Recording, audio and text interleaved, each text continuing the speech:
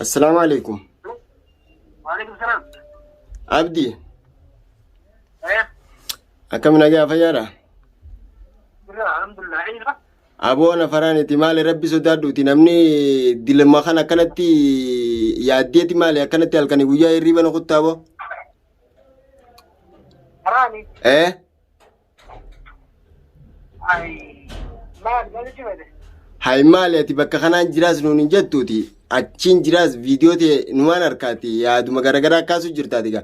nuti nagee keeysanii falkanii guyyaa dhaabbachuu jirraati ati maali dila kana kanumatti nu yaachisuun kee kun اومي ما يا دسو بغدا قلت وكان جدي haye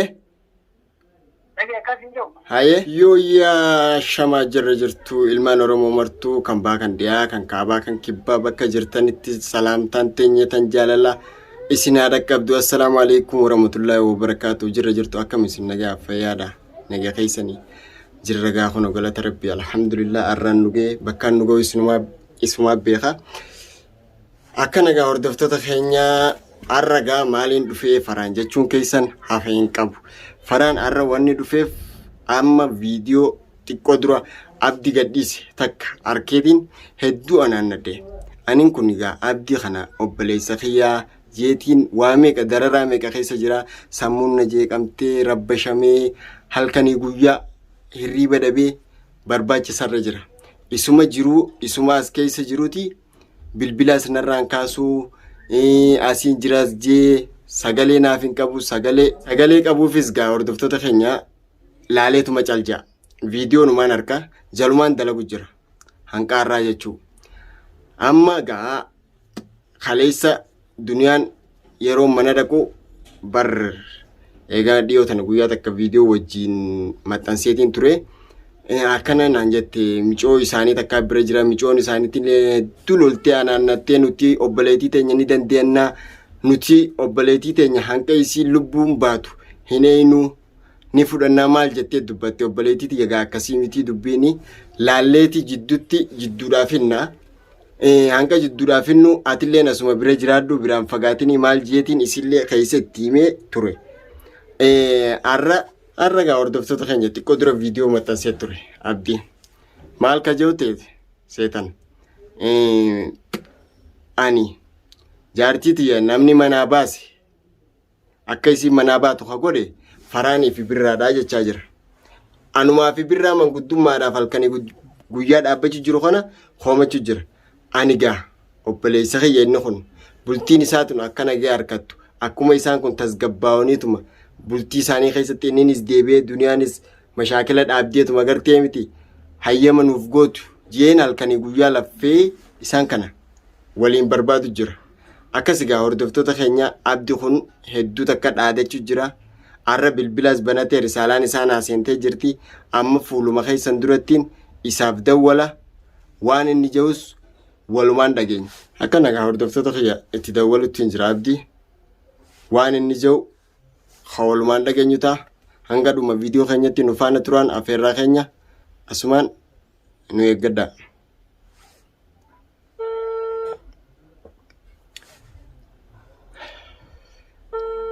namni gaa hin komatamne hin jiru khayrii yaadaan sharrii namatti taati nuti gaammallee sharriidha jennee hin koman birra dhageeffadhootis sinan qattu silaa'u dubbii tana keessa jirta komatamu jirra maaliif akka komatamu jirru gaa nuti deeggadda nagee buusuudhaaf isaan manaa bayii jenneeni manaa isa baafne malee hammeenya isaan jidduu yaaduudhaaf miti akkasii hordoftoota kiyya dawwaluttiin jira bilbila hin kaasu hello assalaamu alaikum وعليكم السلام. abdi ايه akkam nagaa fayyaadha الحمد لله. عينك aboo ana faraaniti maali rabbi sodaadhuuti namni dilma kana akkanatti yaaddeeti maali akkanatti halkanii guyyaa hirriiba noqottaa aboo راني اي ما شو هذا hay maali ati bakka kanaan jiraas nuun hin jettuuti achiin jiraas viidiyoo ta'e numaan harkaati yaaduma garagaraa akkaasu jirtaati gaa nuti nagee keeysaniif halkanii guyyaa dhaabbachuu jirraati ati maali dila kana akkanumatti nu yaachisuun kee kun Aome alma ya desku bagada walte wakan jodi. Haye Nage akasin jo. haye Sidi birra nani dunia kama mana jolle gurata ko tay jirti mana sida kene jadi arran da ruya kusu awani to jolle kam jolle di mana jirtu sidi birra jolle di ana mana ga zane di sidi ni ilman gurata de tanin di. duniyaa mo amana jirtu jolle gurata ko de ni jirna jete ko te gurata ko ni di jolle di mana na de subatan tana na hisna mo otta mega ha. abdi na dhageeffadhu duniyaan dheengadda michoo obbaleetii sii takkaa bira dhufe takara daayirii galtu asitti akkanaati duniyaa hanqa yoo miidhamtellee haakamaan si geessaati wanni kun akkanaa mitiiti gurbaan kunis aaraa buufatu atis aaraa buufadhu waan kana laalleeti halli goonaati hanqa nuti halli goonuu manaa hin bayinii jeeniitiin ture kaleessa hoggaan mana galgala kana dhaqee manni cufaadha. Haye gandoo laatis gaafadde gurbaatu dhufee wallee rabshaatti godhee manaa baasee jeetiin an barbaada keetirra jira abdi dhageeffadhu ammaan tanaan sanundaa'u amma kasin jira geessa. Aye Amma kasin jirtu beeku jolle jaarti mana na de subatan tana sidi birra wallan ne gawabtu bakka jirtu barbaadi mana na de sokka sambo bakka jiru sitti.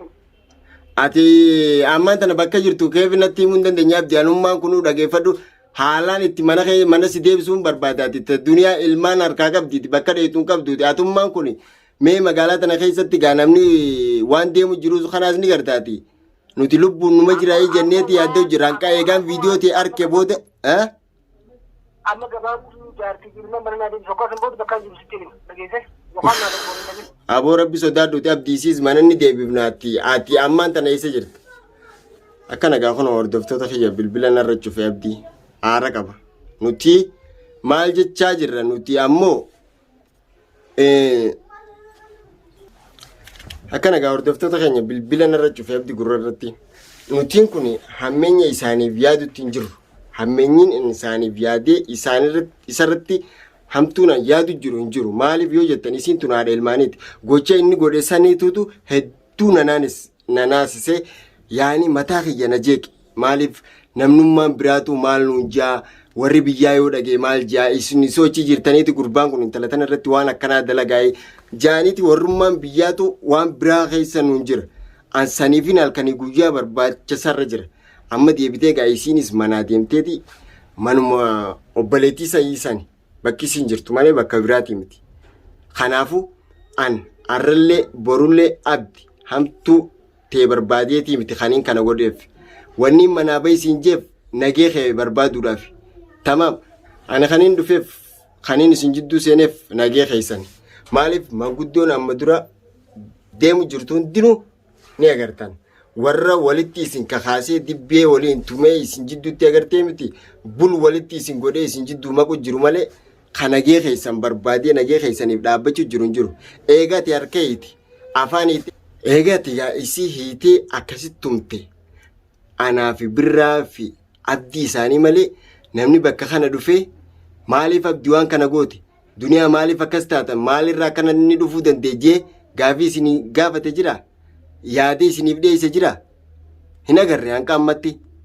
saniifuuga an ammallee duniyaas manatti nin deebisa abdii yoo rabbi sodaatte ati waan biraa keessa hin galin dhageeffadhu anis birraanis hamtuu teeysan barbaanneeti miti kan kana gooneef na dhageessa yoo ilmuu namaa taati dhageeffadhu awan halkanii guyyaa hirriiba dhabee yaadarraa jechuu kanaafu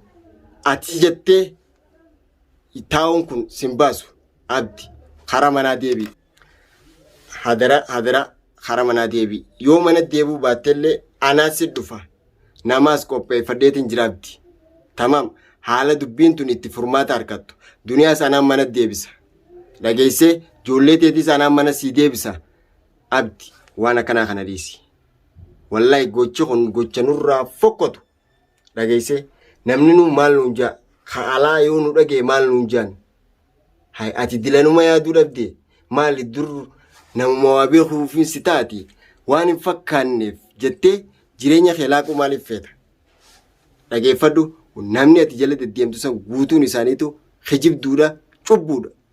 dhageessa namni duniyaa siif ga'u hin jiru. Haadha ilmaan keetiiti dhageeffadhu duniyaan nama agartee jireenya kee rakkoo fi bal'oo si wajjin qooddatee guyyaa har'aan tanaa kana ga'e. Si galee ammallee duniyaan hammeenyi siif qabdu hin qabdu. Silaa hammeenyi isiin siif qabaatte viidiyoo nuti dheengadda akkasii si tumnee isii duratti si hiinee si tumnee manaa si baafne san qilleensa irraan buustu. Silaa nama dhimma kee hin qabne taate dantaa sirraa hin qabne taate dhimma kee waan qabduuf si hojii jiraachuu waan barbaadduuf innummaan kamiidiyaa gubbatti ol baasee na cafaqe san haatti salphatu malee an akkamittiin akkana isa godhaa maqaa kiyyaafuu gaarii mitii jettee dubbachaa jirti. Himannaa na dhiyeessaa jirti. Faraan yoo inni kun mana deebi'ee hawaana godhu taate si itti gaafatamummaa lubbuu tiyyaa ka fudhatu siinaan jetteetiin itti gaafatamummaa lubbuu isii fudhadhe an jechuu maaliif waan hin abdii sirraa hin qaba jeeti naaf qabamtaa harka kiyya keessa jirtaa jeetiin fudhadhe ati arra garuu sawwallaalteeti anumaafuu as garagaltee naa haddadu jirta. Abdii keenya dhageeffadhu obboleessa kiyya ani firraachina dhiibdus bakkaan sirraa dhaquun qabu. Dhageeffadhu isoo rakkina kee harku abdii tana naan jee abdii kana naan jee waan sirraa muramuu miti sirraa nafu. Dhageessa waan jala deddeemtu san firraa dhiisi. Dubbiin tun agartee miti bakka maleedha nama neeti. Isoo wanni biraa hin uumamne isoo gochi biraa hin uumamne hiccitii barbaadaa fi maaliin barbaadaa fi iftuttis dawwaltee ifturraa hiccitii barbaadduu fi maarrees ta'isiin hiccitii sii baaftu sanis achuma lafa kaaye. Maaliif isaan kun hundinuu bultii ta'e agartee mi namni haadha mana keetii ga'u hin jiru. Namni agartee miti bultii ta'e rakkoo fi bal'oo si hojii qooddatee hanqa duniyaa obsee si hojii jiraatu hin jiru. Saniifuu ni beekta. Maal akka taates abdi ijoolleen teetuu yaada keetii jirtiiti yaaddawaa jirti. San waan taateef kara manaa. Yoo manatti hin deebi'u haala kanaan manatti hin deebi'u naan jette bakka jirtu naa himi. Anaas si dhufa. Bakka ati jirtutti naan si dhufa. Tamam bakka kanaan jiraajiitu mana hubachiisi. Wanni bilbilaas narra cuftuuf hin jirtu. Dhugaan siin jaa ani yaadaan halkanii guyyaa hirriba dhabe wallaahi. Maaliif bultiin tun gaa bultii teeti ni beekta. Abdi rabbi sodaadhu taa'i waan malee dalagu jirtaa taa'i waan sin fakkaanne jala daddeemu jirtaa dhaabbadhu. Wanni kun sin baastu karaan kun jalaa dhaabbadhu. Dhageessee ishiin tun nama yeroo dheeraa si hojii jiraachuu jiru nama arra si dhufe hin taane nama kalee si dhufe hin taane waa meeqa hojii qabdanii ilmaan hojii qabdanii jireenya hojii qabdaa. Abdi sii kararra hin jirree dhaabbadhu. Miciyyoon hammeenya sii qabdu hin qabdu duniyaan. Tamam silaa hammeenya sii qabaatte akka ati gartee miti cal jettee teessu kanatti gamaa gamana deemtee ejjitiin barbaada maal jettee gartee miti yaada garagaraa uumtu kanatti silaa isiinis ol baatee inaada keetiif waa hedduu gooti. Eega guyyaa san booda cal jettee taa'u jirti. Abdi intalti tun ilmaan guddifachuu barbaaddi. Nagayaan jiraachuu barbaaddi jireenya sii keessa jireenya sii hin lallaaqin harkaa sii jireenya sii lallaaqu jiraati. Tamam taaniif taan jala deemtee ni beektaas maal akka taate ni beekta duniyaan tun hanqam takka obsa qabdi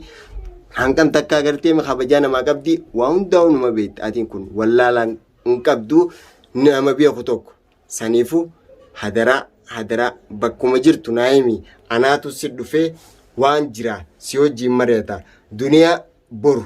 anaatutu bakka isiin jirtu barbaadee mana deebisa.